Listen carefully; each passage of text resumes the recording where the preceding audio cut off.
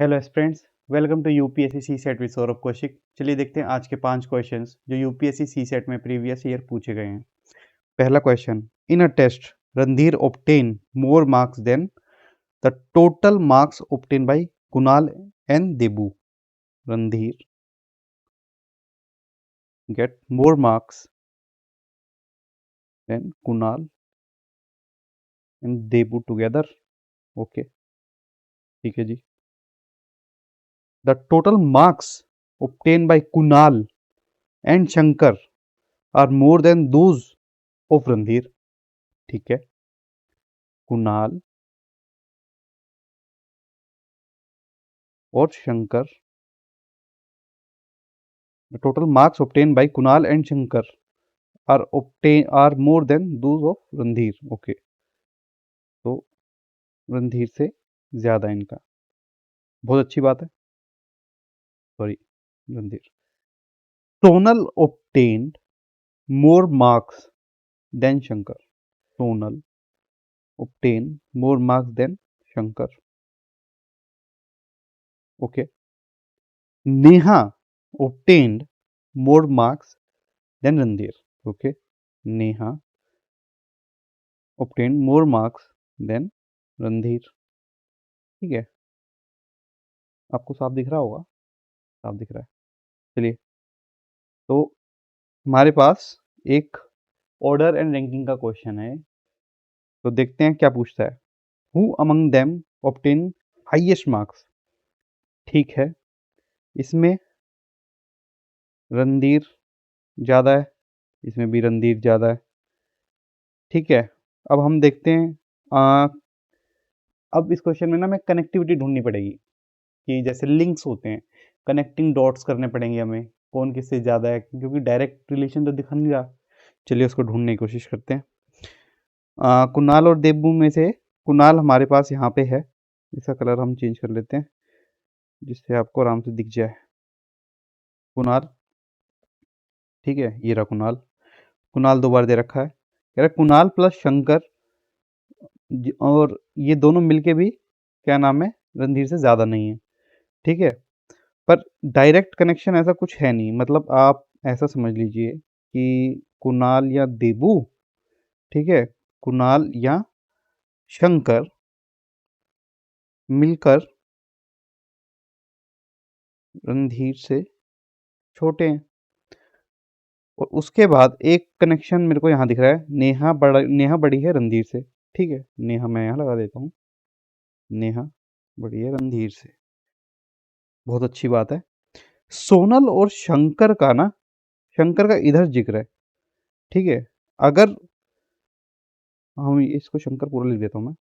ठीक है, अगर मुझे कुणाल का या शंकर का प्लेसमेंट पता होता तो मैं सोनल को बड़े आराम से प्लेस कर देता।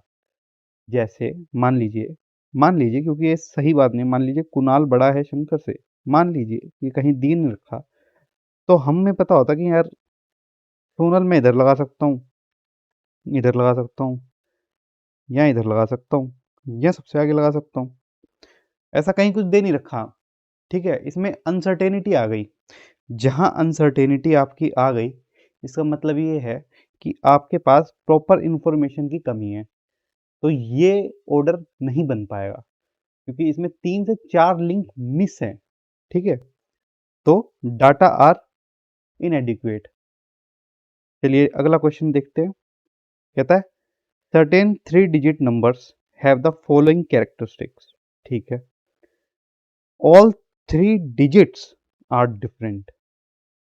ठीक है, x y z a b c alpha beta gamma जो मर्जी लिखना है वो लिख दो।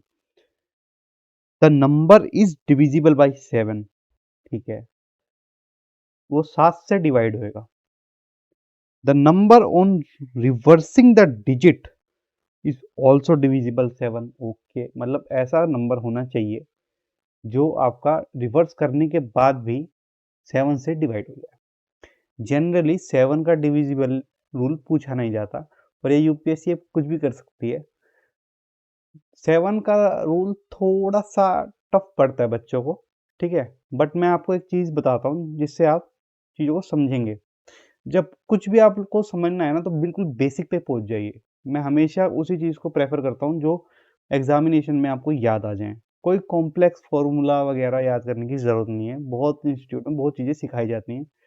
मैं आपको कहता हूँ अवॉइड करें। आप थोड़ा-सा कॉमन सेंस लगाएँगे, आप खुद ही फ़ॉर्मूला बना लेंगे। कितना याद करोगे आप?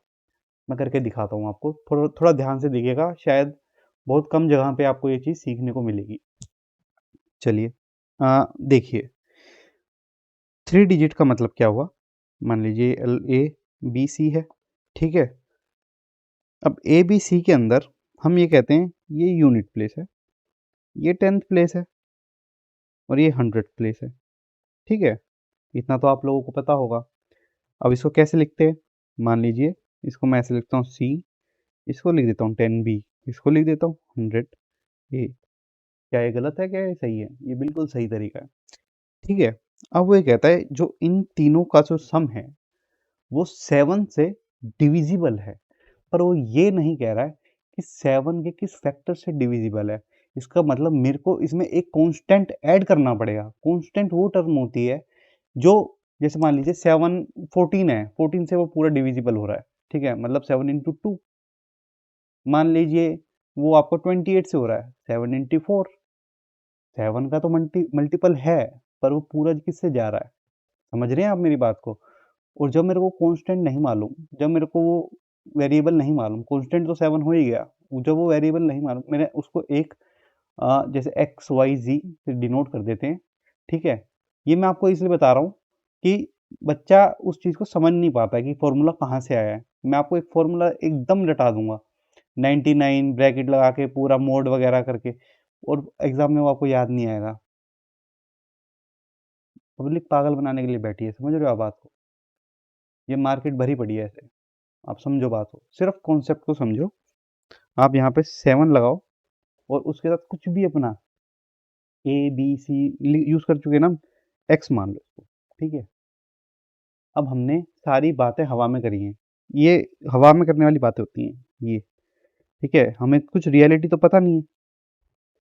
अब देखो, अब वो कहता है नेक्स्ट स्टेप में, वो कहता है कि अगर हम इसको रिवर्स कर देते हैं तब भी वो कट जाता है।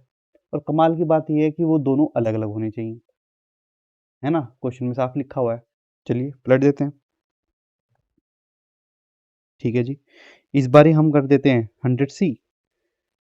10 भी तो वही रहेगा, बीच वाला तो वही रहेगा, और ये हो गया ए। देखो आप ऐसे भी लिख सकते थे 100C प्लस 10B प्लस ए। पर एक मतलब मेरा ये रहता है कि थोड़ा सा आप एक तरह से चीज़ों को मेंटेन करके चलेंगे ना, कैलकुलेशन में इजी पड़ता है, थोड़ा कम मैन हैंडल करना पड़ता है क्वेश्चन को। अच्छा, अब जरूरी नहीं है वो 7x से कटेगा, जरूरी नहीं है ना, क्योंकि आपने पलट दिया। हो सकता है इस बार कुछ और नंबर से आ जाए। मान लो पहले 24 से कट रहा था, सॉरी 28 से कट रहा था, हो सकता है 42 से कट जाए, है ना पॉसिबिलिटी? किसी से भी कट सकता है वो, 7 का फैक्टर होना चाहिए बस। इस बार तो आप 7x नहीं लोगे, इस बारी y ले लो, z ले लो, कुछ और ले लो, पर ले लो। इस बारी हम लेते 7y, ठीक है? बहुत ध्यान से सुनना, इतनी डिटेल में कोई नहीं समझाने वाला आपको। चीज़ों को समझ लीजिए, अभी यहीं समझ लीजिए। चलो, अब ये आ गया, ठीक है? अब हम इसको सॉल्व करते हैं। अगर मैं यहाँ पे नेगेटिव लगाता हूँ तो हमारा बीच का कांस्टेंट खत्म हो जाएगा, ठीक है? कम से कम चीज़ें करनी है ना, ऐड कर दूंगा और कॉम्प्लेक्स हो जाएगा। उसकी उसकी यूटिलिटी क्या होगी? आपने माइनस किया, एक एलिमेंट खत्म कर दिया, माइनस कर देते हैं, ठीक है जी, माइनस कर दिया सर। अब बताओ आगे क्या करें? देखो, ये फॉर्मूला मैंने आपको निकालना सिखा रहा हूँ, ये फॉर्मूला है एक, ठीक है? फॉर्मूला मैं याद ही नहीं कराऊंगा आपको, वो ये भी नहीं बताऊंगा फॉर्मूला क्या है। ढूंढ लेना, यूट्यूब पे मिल जाएगा वो फॉर्मूला, पर मैं बताऊंगा ही नहीं आपको। क्या कर लोगे याद करके उसको, जब निकालना ही आ जाएगा तो? ये हो गया 99C, ठीक है? अब ये आ गया 7x माइनस 7y, ठीक है? 99A minus C, 7x minus Y. यही चाहिए था मुझे। अब देखिए, बात को बहुत ध्यान से सुनिएगा। क्वेश्चन क्या कह रहा था? पहला और आखिरी, पहला और जो आखिरी है उसको अगर हम रिवर्स कर दें तब भी वो 7 से कटता है ना? यही चाहिए था ना? पहला और आखिरी आ गया, ठीक है? अब देखिए, एक बात को बहुत ध्यान से सुनिएगा, मैं कलर चेंज करता हूँ, बहुत ध्यान से सुनिएगा। इसमें 4 चीज़ें निहित हैं।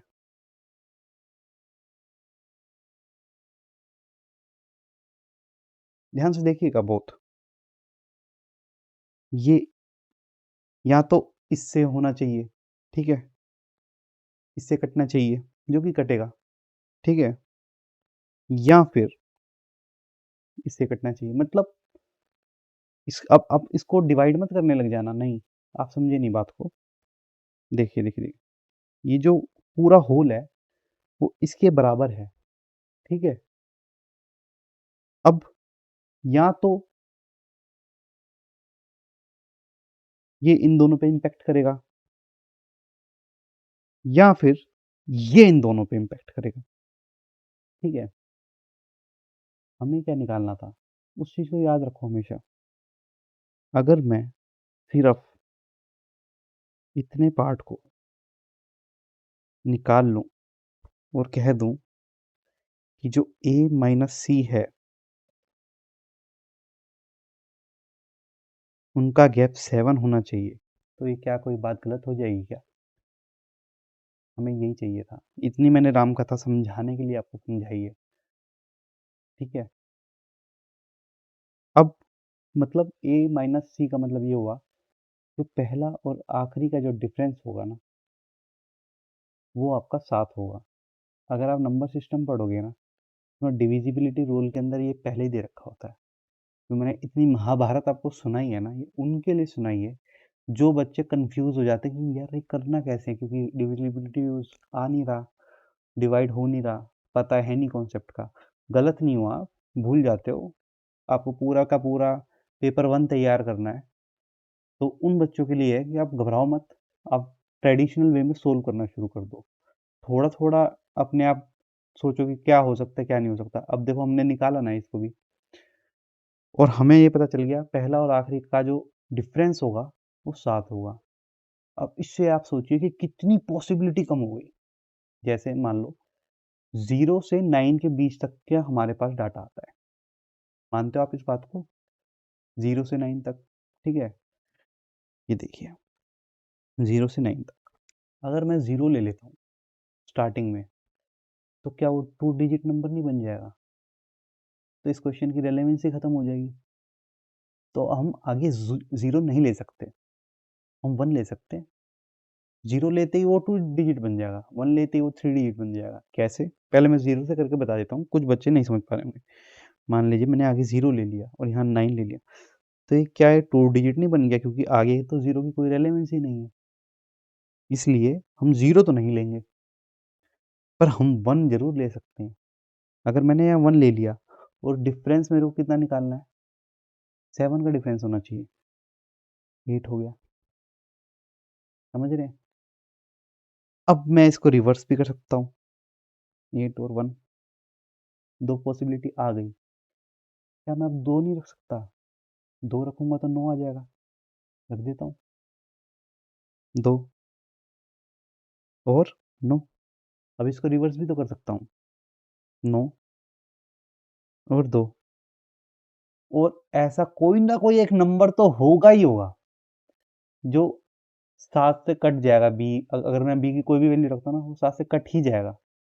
रख के देख लेना, टाइम खराब करके देख लेना, एक ही नंबर मिलेगा और कट जाएगा, ठीक है? इसलिए मैं सोल्व भी नहीं करना चाहता इसको। टाइम उतना ही लगाओ जितना ज़रूरी हो। आपको यहाँ मिल गए 4 डिजिट और यही आंसर है, ठीक है? मेरे को फ़र्क ही नहीं पड़ता यार, मैंने सोल्व करके दिखाया, देखो ना, बी है इसमें, नहीं है।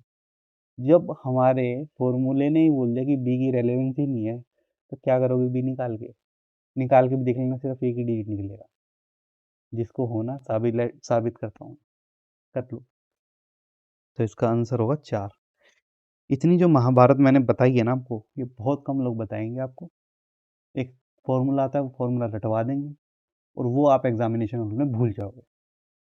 चलिए अगला क्वेश्चन देखते हैं। और इन क्वेश्चंस को ना आप अटेम्प्ट किया करो, आप लोगों के लिए डलते हैं ये, बहुत मेहनत लगती है। आप इन क्वेश्चनों को टेलीग्राम पे किया करो, लिंक होगा नीचे, देख लेना। चलो अगला क्वेश्चन देखते हैं। कह रहा है all colour are present. Okay, all colour. अच्छा अच्छा, पहले पूरा पढ़ लेते हैं। Examine the following statement, all colour are present, some colour are present, no colour is present, some colour are not present, given that the statement 4 is true. अच्छा, मतलब देखो देखो देखो, इसको आपको स्टैंडर्ड मान के चलना है, ठीक है। Okay, four, statement 4 is true, what can be definitely concluded, मतलब इस स्टेटमेंट से आप क्या निष्कर्ष निकालोगे ही निकालोगे। कह रहा है some colours are not pleasant, some colours are not pleasant. ठीक है, पहले इसी लाइन को हम समझेंगे, कोई इतना डीप में नहीं पढ़ाने वाला आपको, पहले बता रहा हूँ मैं। बहुत ध्यान से देख लो, यहीं पे ही ढूंढते रहोगे यूट्यूब पे, देख लो, ये तो 10-10 20-20 हज़ार के कोड बिक रहे हैं मार्केट में। Some colour are not pleasant, इसका मतलब है कुछ प्लीजेंट हो सकते हैं, और अगर मैं कह दूं कि some colour are not pleasant, दोनों का मैच ही नहीं करूं, अलग अलग कर दूं, तब भी तो स्टेटमेंट सही हो जाएगी। देखो, some colour are not pleasant मतलब नो कलर इज प्लीजेंट, बोल सकता हूँ मैं। कौन रोक रहा है मुझे? भाई निष्कर्ष तो आप कुछ भी निकाल सकते हो ना उसमें, अगर आइदर और का आ गया ऑप्शन आप लगा सकते हो, है ना। और भी कुछ निकल सकता है, या तो ये भी हो सकता है, ये भी हो सकता है, कॉन्क्रीट कुछ भी नहीं है। चलिए अब पढ़ते हैं क्या कहता है। कहता है all colours are present, all colours are present, ठीक है। ऑल कलर का मतलब हो गया कि सारे कलर आपके प्रेजेंट हैं, और ये तो बिल्कुल ही कॉन्ट्राडिक्ट कर रहा है, some colour are not present, contradiction हो गया। इसमें भी देखो, ये तो बिल्कुल अपोजिट है, तो पहला तो बिल्कुल भी नहीं होगा, ठीक है। सम कलर आर प्रेजेंट, हाँ हो सकते हैं, हो सकते हैं, देखो हो सकते हैं, पर पक्का नहीं है। पक्का क्यों नहीं है, ये देख लो दूसरा, पक्का नहीं है, क्योंकि उसने कहा some colour are not pleasant, no colour is pleasant हो सकता है, पॉसिबिलिटी तो है ही ना, कंक्रीट थोड़ी है कुछ स्टेटमेंट में। तो ये डाइसी है, डाइसी है। नो कलर इज प्लीजेंट, वही जो मैंने आपको बात कही, ये वाला देखो, हो भी सकता है और हो सकता है पहले वाला हो, ये भी डाइसी है। अगर वो आइदर और देता, आइदर 2 और 3, बिल्कुल ठीक था, है ना। तो ये दोनों डाइसी हैं, पर हमें कंक्रीट बताना है, what can be definitely concluded, definitely बोल रहा है वो। तो डेफिनेटली तो एक ही बात है कि भाई पहला गलत है, पहला गलत है तो ऑप्शन डी, है ना। भाई पहला तो गलत है ही ना, वो तो दिख गया हमें। चलो अगला क्वेश्चन देखते हैं हम।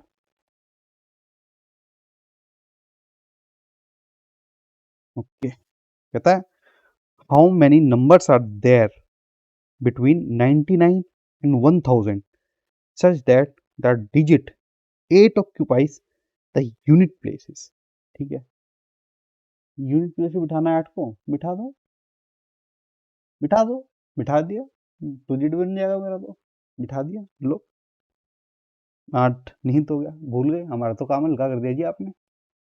अच्छा, how many numbers are there between 99 से 1000, ठीक है। देखो 99 से 1000 की बात हो रही है, जीरो तो रख नहीं सकता, जीरो तो रख ही नहीं सकता मैं, अगर जीरो यहाँ रख दिया तो मैक्सिमम 9 यहाँ पे रखूंगा, और 99 की बात हो रही है, 98 है, समझ गए। तो 0 से 9 में होते हैं 10 अंक, ठीक, और 1 से 9 में होते हैं 9 अंक। करके देख लो, गिन के देख लो, ये तो पता होना चाहिए आपको। भाई 1 to 10 होता है ना 10, और 1 से 9, 9। तो इसका मतलब ये है, इसमें कितनी पॉसिबिलिटी है, 0 से 9 तक जाने की, मतलब 9 पॉसिबिलिटीज है इसमें। चलो जी, ठीक है।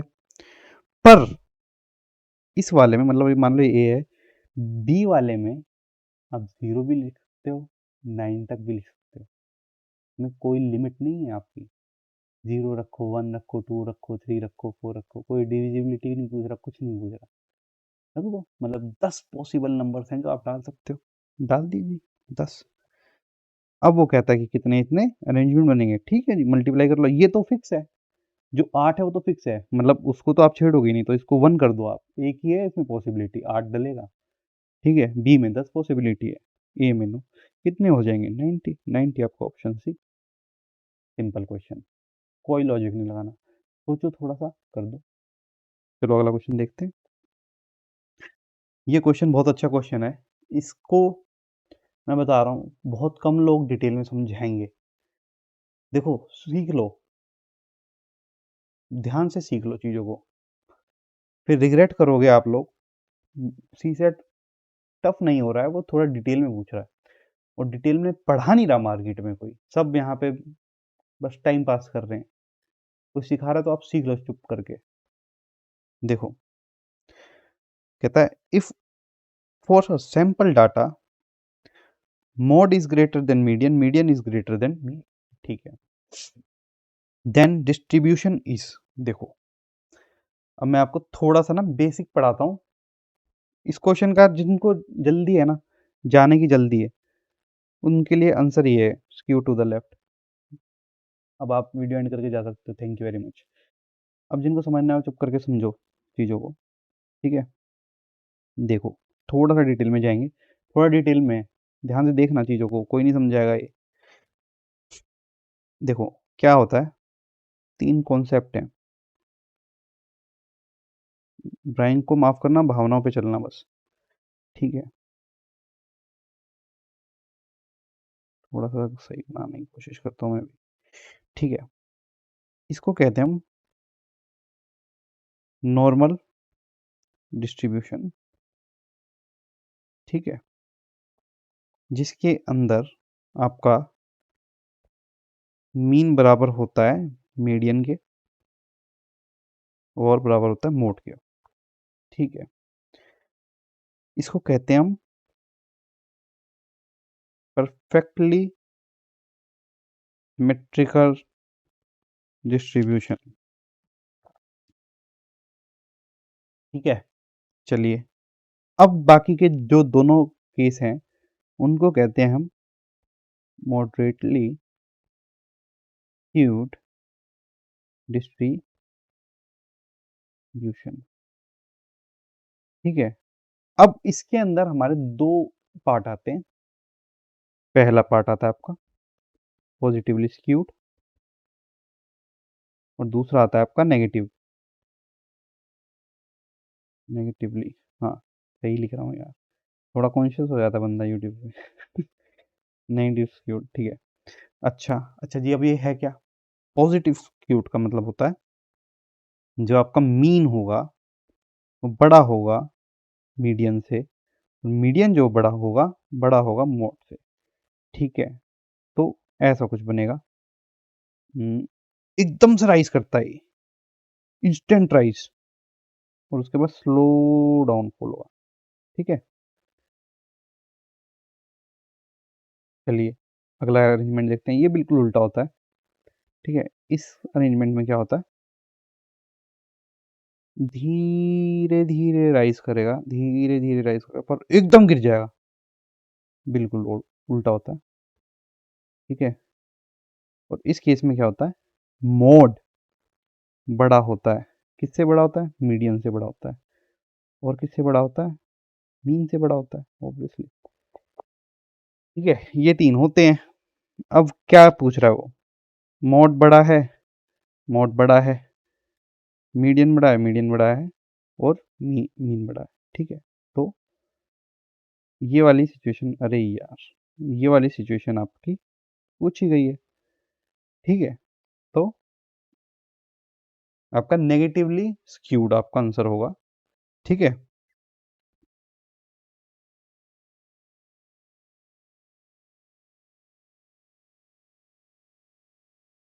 मेरे ख्याल से अब आपके सारे डाउट मेरे हिसाब से निकल जाने चाहिए। मैं सोच रहा हूँ आपको ना इसको थोड़ा-सा और आपको समझाता हूँ इस क्वेश्चन के बारे में। उम, मुझे सैटिस्फैक्शन नहीं हो रही, आपको मेरे को लगता नहीं कि समझ में आया होगा। एक चीज़ और बताता हूँ आपको मैं। आपको ना थोड़ा-सा डिटेल में लेके जा रहा हूँ। जिन भाइयों को यहाँ ख़त्म करना हो ख़त्म कर सकते हैं, पर मेरे को सैटिस्फैक्शन नहीं आ रही है, इसलिए मैं आपको एक चीज़ समझाना चाह रहा हूँ, ध्यान दीजिएगा। स्टैटिक्स में ना एक चीज़ आती है, मान लीजिए ये होती है क्लास, ठीक है? फिर ये होती है फ्रीक्वेंसी, ये सारी फ्रीक्वेंसीज़ हैं, ठीक है? मैं इसी को समझाने की कोशिश कर रहा हूँ आपको। कई लोगों को ये समझ नहीं आया होगा कि यार ये एकदम से क्या सर उठा रहे हैं, क्या चीज़ गिरा रहे हैं, क्या है ये, क्या है? एक ग्लिम्प्स दे रहा हूँ, चैप्टर पढ़ना, उसमें आपको सारी चीज़ें डिटेल में मिलेंगी, हम करेंगे वो चैप्टर्स वगैरह भी, पर मेरे को अच्छा नहीं लग रहा है यहाँ पे आपको ऐसे ऐसे छोड़ते हुए। मैं आपको एक चीज़ समझाना चाहता हूँ, प्लीज़ देखिएगा। जैसे मान लीजिए क्लास में क्या होता है कि आप कहाँ से कहाँ तक का आप एक तरह से पैटर्न लेने वाले हो। जैसे 0 से 10 हो गया, 10 से 20 हो गया, 20 से 30 हो गया, और 30 से 40 हो गया, 40 से 50 हो गया, ऐसे जा रहा होगा, ठीक है।